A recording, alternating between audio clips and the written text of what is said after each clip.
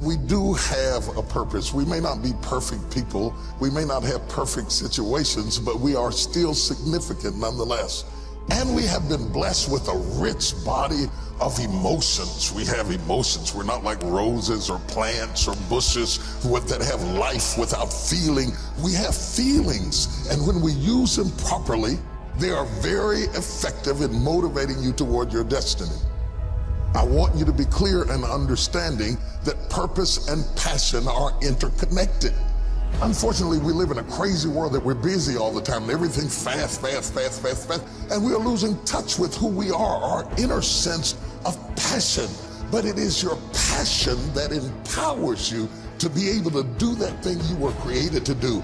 We have passion through which we thrust into the throes of life to accomplish the things that we were created to do so that we can function at a higher dimension with authority and with conviction. You need passion to withstand all the obstacles that go along with your purpose.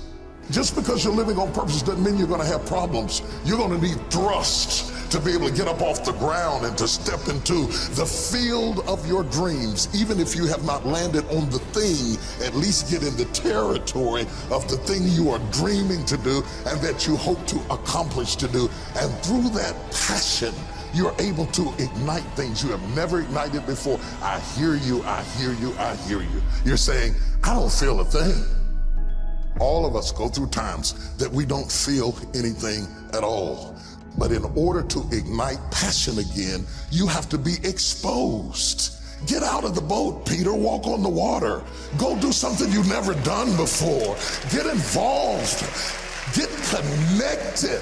Because when you are exposed, you see that there are more options than your contemporary situation at any age.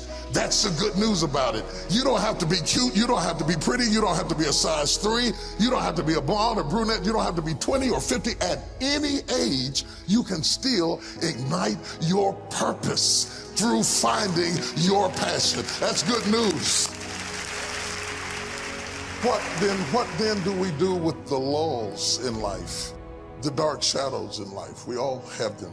The secret pains and burdens that we have in life. Are they in fact distractions from our purpose? Absolutely not. I have never seen anybody who did extraordinary feats that didn't have extraordinary issues. It is the passion that gives you the power you need, but it is the pain from which you have the conviction about it. If you had not been through some pains, you would not have the burning to do what you do. I believe that children are like arrows. They need to be directed. You aim them at the thing you want them to hit, but you don't push an arrow, you pull it away from it.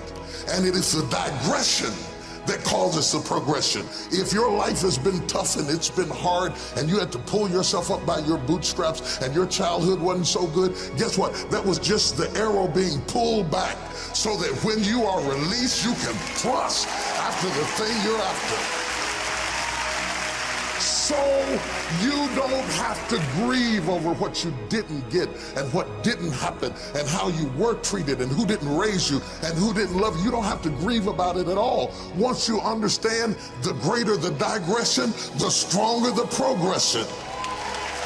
If Nelson Mandela had not been incarcerated, had not been mistreated, had not been ostracized, he would not have the passion to do what he does. If Oprah Winfrey had not gone through the things that she had gone through, she would not be so committed to making sure that everybody finds their purpose and finds their dream and everybody gets healed and everybody's okay. I'm telling you, what you think is working against you is actually working for you.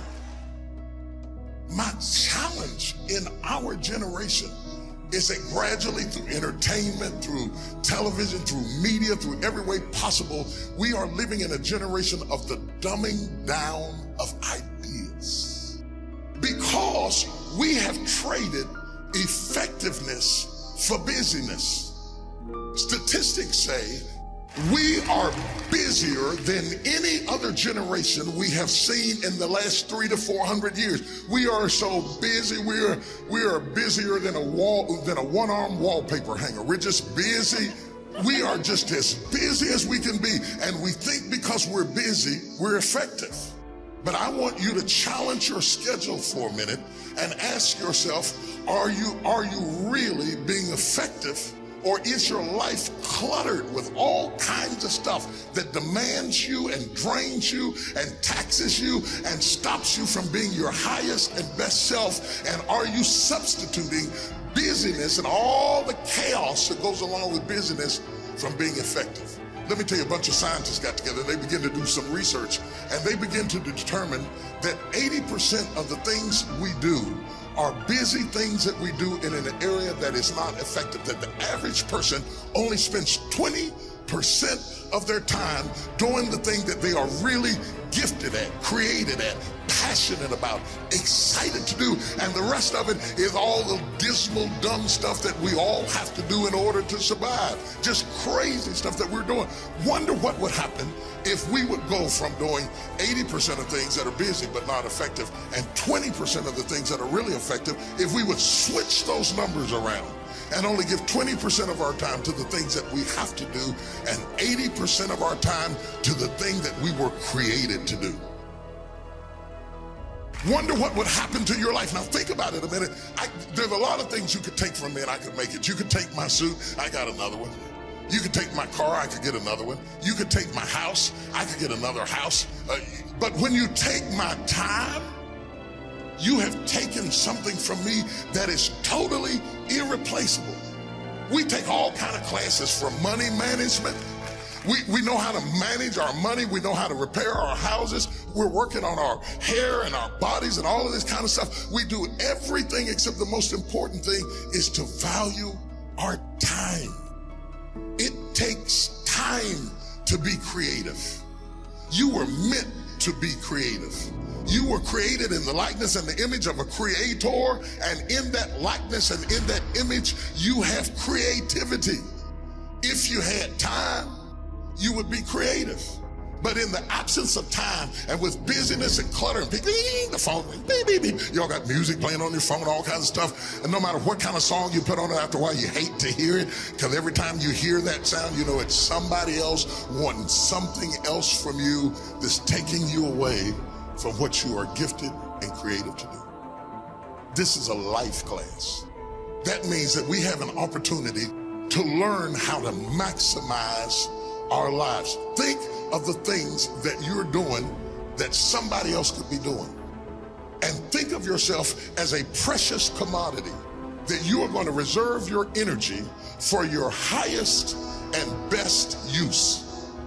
The first thing we teach people that understand their significance, if you are doing anything that somebody else in your life could do, you are not reserving yourself for your highest and best use. We are not using our life, our time, our energy for our highest and best use. And something in the back of this brain back here is going ding, ding, ding, ding, ding, ding, ding, ding, ding. You're missing it.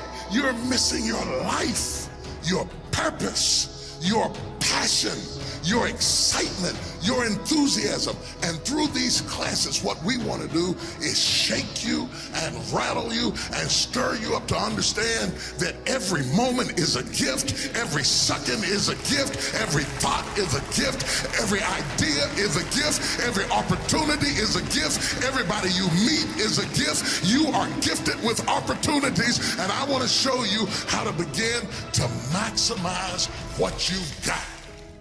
People will define you by how they met you. Whether it may be girlfriend, mother, banker, whatever it is, they define you right there. They put a period. But if you have the capacity to do more, turn that period into a comma. I tell people, don't let people put a period where God has put a comma. Explore all of your life, no matter how diverse it is. There are some people who have more capacity and they can handle more things, and there are other people who have to focus on one thing and do one thing well. You have to determine which one you are and be that. Now, a lot of people don't know how to get over the past. They don't know how to forgive. They confuse forgiving with forgetting. You don't have to forget it to forgive it. They need to also realize that forgiveness is a gift you give yourself. It does not exonerate the perpetrator. It doesn't mean that they weren't wrong. It just means that I'm not going to be tied to what they did the rest of my life.